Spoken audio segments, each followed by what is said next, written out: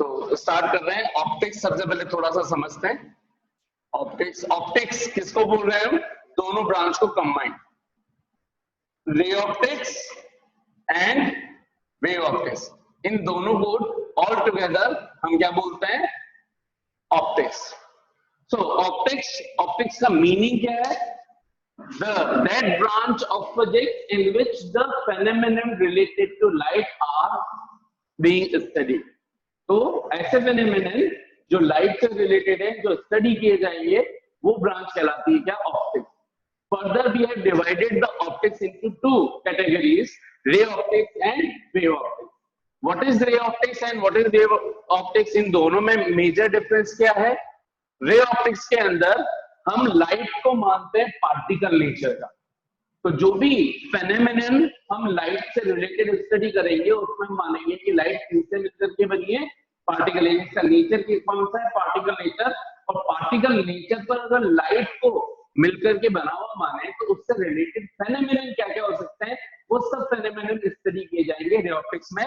For example, so all phenomenon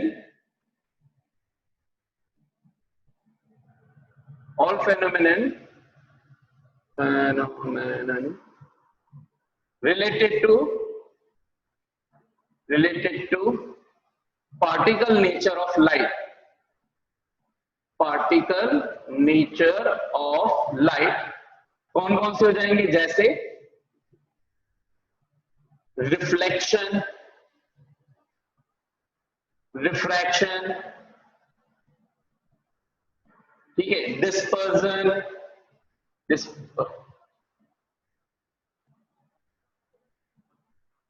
dispersion of light, ठीक है, scattering of light,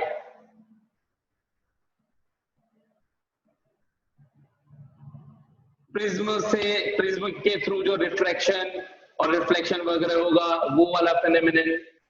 optical instruments, जैसे जिसके अंदर, अब तो पिछली बार तो हटा दिया था, ह्यूमन आई, ये वाला आता है। और बाकी के जैसे मेजर जो हर बार क्वेश्चन आते ही आते हैं, माइक्रोस्कोप एंड टेलीस्कोप, ये सारी चीजें, ठीक है। इसी तरह से एक और phenomenon TIR, total internal reflection, ये सारे phenomenon we are going to study in this ray optics, ठीक है। वेव ऑप्टिक्स के अंदर क्या हो जाएगा? वो सभी फेनोमेनन जिसके अंदर लाइट को एज ए वेव अज्यूम किया जाता है, कि हम क्या बोलते हैं कि लाइट कैसी है, उसका नेचर कैसा है? Wave nature. So all phenomenon related to wave nature of light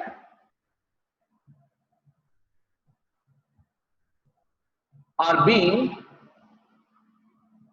studied in wave optics, such as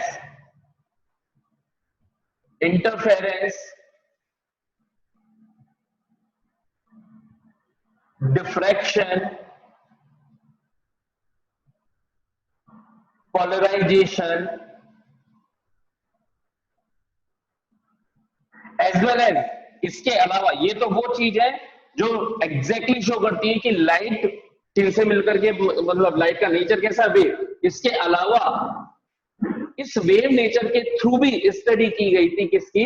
reflection की और रिफ्रैक्शन की, और उसको भी एक्सप्लेन कर दिया गया था successfully based on wave nature of light, ठीक है। तो थोड़ी सी एक मैं छोटी सी कहानी इसकी सुनाता हूं आप लोगों को, थोड़ा सा, ताकि हमें पता चले ब्रॉड व्यू इसका कि क्या हुआ था।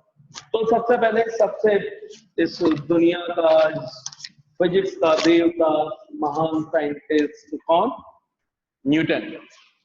तो न्यूटन उस टाइम भगवान हो चुका था साइंस के अंदर। तो वो जो बोल देता था पत्थर की लकीर, तो उसने ये स्टेटमेंट बोला, चाहे वो दुनिया को मतलब ये सही है बस।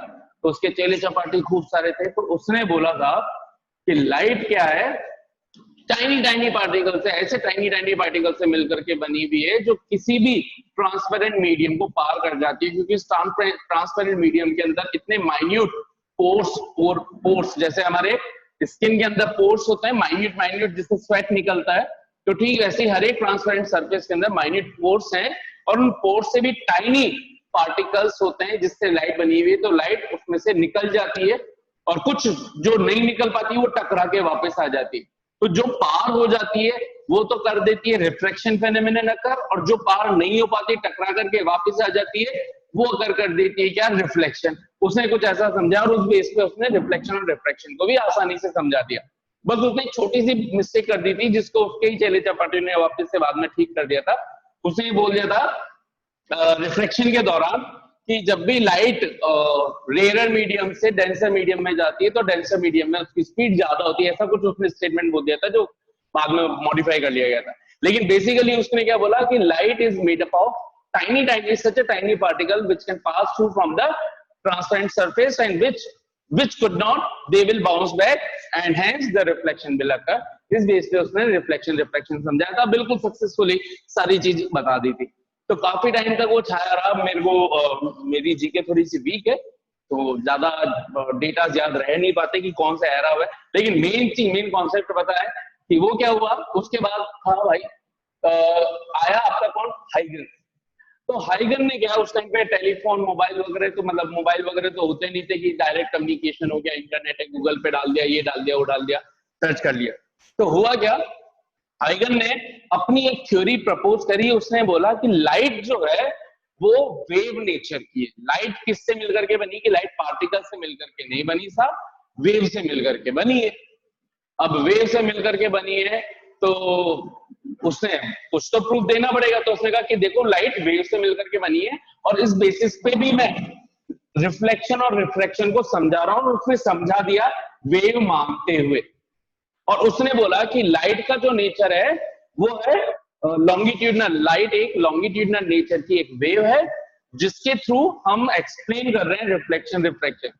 तो साहब न्यूटन के चेले चपाटी आए, उन्होंने बोला भाई साहब जो भी वेव लॉन्गिट्यूडनल होती है उनको ट्रैवल करने के लिए किसी न किसी मीडियम की जरूरत है। अब लाइट तो वैक्यूम से भी आ रही है, तो वैक्यूम में तो कोई मीडियम ही नहीं है। जब सन से अर्थ पर आती है तो बीच में जहां पे जो वो पोर्शन जहां पे कुछ नहीं है जिसको हम वैक्यूम बोल रहे हैं वहां तो कोई मीडियम ही नहीं। और अगर मीडियम नहीं है तो ये लॉन्गिट्यूडनल वेव कैसे हुई, तुम तो गलत बोल रहे हो। तो उसने कहा नहीं मीडियम है, तो बताओ कौन है। उसने कहा मुझे नहीं पता कौन सा मीडियम है, लेट इट इज ईथर। ठीक है, ईथर, ओमनीफेरस ईथर, यानी कि एक ऐसा मीडियम जो हमेशा हर जगह, एक ऐसा डाइल्यूट इनविजिबल मीडियम जो हर जगह प्रेजेंट है। तो ठीक है, ओमनी का मतलब चारों तरफ, सर्वत्र, हमेशा हर जगह। तो ओमनीवेयर ईथर मीडियम इज प्रेजेंट। तो एवरीवेयर ऐसा कोई इनविजिबल फ्लूइड टाइप का एक स्ट्रक्चर हर जगह पे है जिसको हम पार कर सकते हैं। जैसे अभी यहाँ कुछ दिख नहीं रहा लेकिन यहाँ पे भी है एक, उसने ऐसा बोला। तो कि वैक्यूम में भी जो आ रही है तो वहां वैक्यूम नहीं, एक ईथर है जिसके थ्रू ये लॉन्गिट्यूडनल वेव आ रही है। तो उसने ये जो स्टेटमेंट बोला और उसके बेस पर उसने समझाया। लेकिन भैया उसकी ये थ्योरी को डाल दिया कि नहीं नहीं भाई हम तो नहीं मानते लॉन्गिट्यूडनल, ऐसा तो उन्हें तो बोल दिया, इमेजिन कर लो, ऐसा कुछ भी थोड़ी कर लेंगे, ये देख न्यूटन तो हमारा समझा रहा है। तो उसकी लेकिन इस थ्योरी को जब देखा, भाई कोई भी बड़ा इंसान होता है तो होता है क्या है, दूसरे छोटे इंसान भी होते हैं, वो भी आगे बढ़ना चाहते हैं। तो उन्होंने देखा कि यार कुछ तो बात में दम है, देखे स्टडी किया जाए। तो आए साहब यंग्स और फ्रेजनर। अच्छा, इससे पहले भी ग्रिमाल्डी भी आया था। ग्रिमाल्डी के बारे में किसी को पता नहीं था, उसने अपने थीसिस वगैरह रिसर्च पेपर लिखे थे और उसमें उसने बताया था कि लाइट जो है वो किसी कॉर्नर से टकरा करके बैंड हो जाती है। कॉर्नर से टकरा करके बैंड हो जाती है। कॉर्नर से टकरा करके जो बैंड होती है वो चीज वेव होती है। तो उसने भी उस बेस पर, उससे भी ये चीज पकड़ में आती थी कि वेव है, लेकिन उसकी वो कहीं और था, हाइगन कहीं और था, न्यूटन कहीं और था। ये सब ऑन पेपर डिस्कशन चलते थे कि पोस्ट करते थे कुरियर के थ्रू और वो पढ़ते थे और फिर ऐसे हो अल्लाह करते थे कि नहीं नहीं साहब। तो ग्रिमाल्डी की भी चीजों को फेंक दिया गया था। तो उसने, ग्रिमाल्डी ने हाइगन से भी पहले ये वाला फेनोमेनन को ऑब्जर्व करके बताया था, कॉर्नर से बैंड हो जाती है। ठीक है साहब, हो गई, होने दो। हाइगन ने ये प्रपोज कर दिया, लेकिन हाइगन की बात को भी किसी ने नहीं माना। अब हुआ क्या, अब आए यंग्स और फ्रेस्नेल। उन्होंने देखा यार कि न्यूटन का नाम बहुत बड़ा है, उसके सामने कोई आ नहीं पाता, तो अब हम हमारा नाम कैसे बनाए साहब। तो उन्होंने क्या किया, थोड़ी सी रिसर्च करी कि भाई बंदे की बात में दम है। तो उन्होंने कहा कि यार क्यों ना, ये यही तो बोल रहा है कि लॉन्गिट्यूडनल है, और हमें पता है कि कोई सी भी वेव होती है तो वेव के बेसिकली दो नेचर होते हैं, एक लॉन्गिट्यूडनल और एक ट्रांसवर्स। ट्रांसवर्स क्या होता है, ट्रांसवर्स एक ऐसा नेचर, ट्रांसवर्स एंड लॉन्गिट्यूडिनल, ठीक है। तो ट्रांसवर्स वेव क्या, जिसके अंदर पार्टिकल के vibrations of the particle are vibrations of particle are perpendicular to the wave propagation।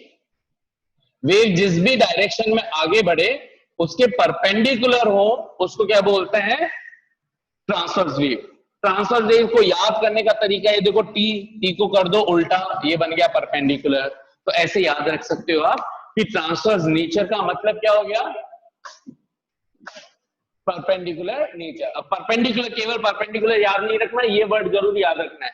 Vibration किसके, पार्टिकल के vibrations is perpendicular to the wave propagation. Longitudinal का मतलब जिसके अंदर वाइब्रेशंस ऑफ पार्टिकल आर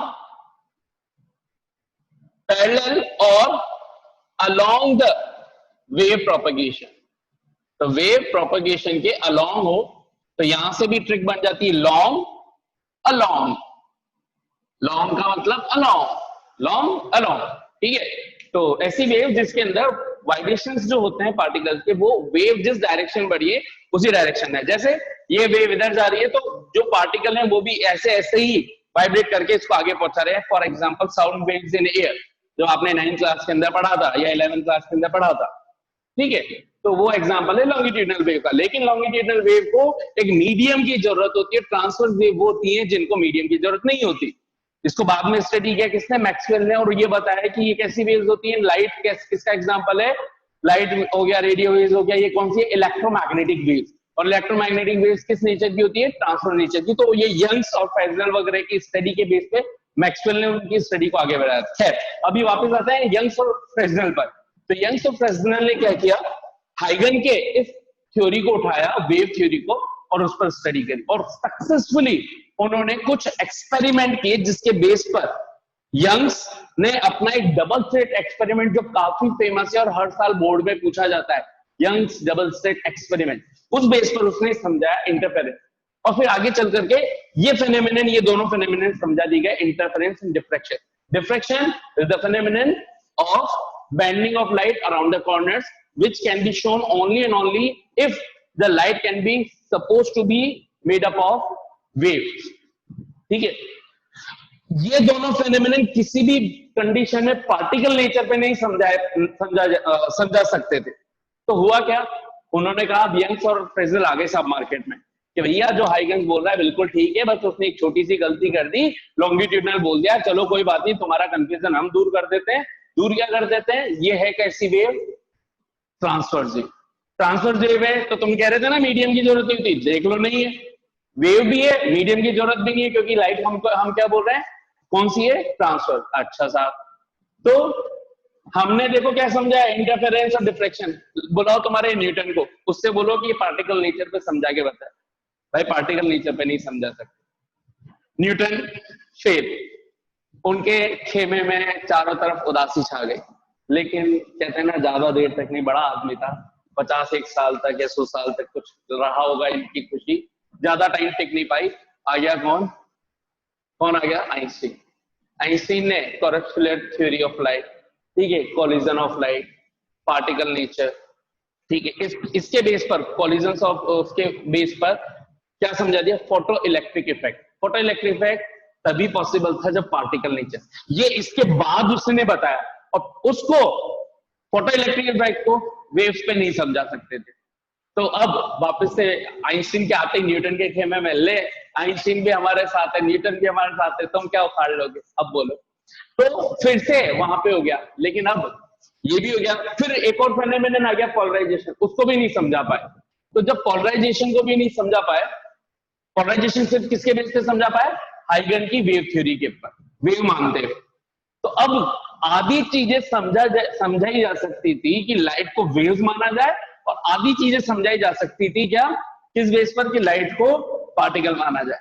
तो न्यूटन और आइंस्टीन वाले सारे चेले चपाटी, नहीं साहब ये तो पार्टिकल है, पार्टिकल है, पार्टिकल है, और ये अपना नाम चाहते थे।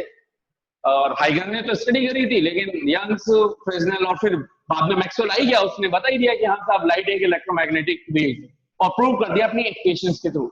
अब गड़बड़ हो गई कि करें तो क्या करें। तो बीच में आया कौन, डी ब्रोगली।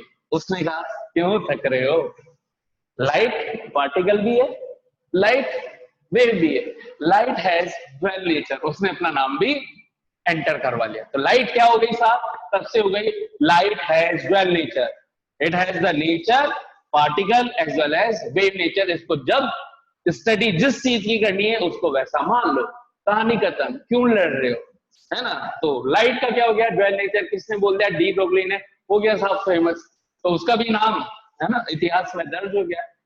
ठीक है, तो थोड़ा सा एक कनिंग माइंड होना चाहिए यार, तो आप भी क्या बोलते हैं, हो जाओगे यार फेमस। तो ये सारी कहानी थी। अब हम स्टडी करेंगे पूरी रे ऑप्टिक्स। उस पूरी रे ऑप्टिक्स में लाइट को क्या मानेंगे, पार्टिकल नेचर, एक स्ट्रेट लाइन के अंदर वो फ्लो करेगी, ये सब। ठीक है, अब इसके बाद के आगे की कहानी हम करने वाले हैं किसमें, नेक्स्ट क्लास के अंदर।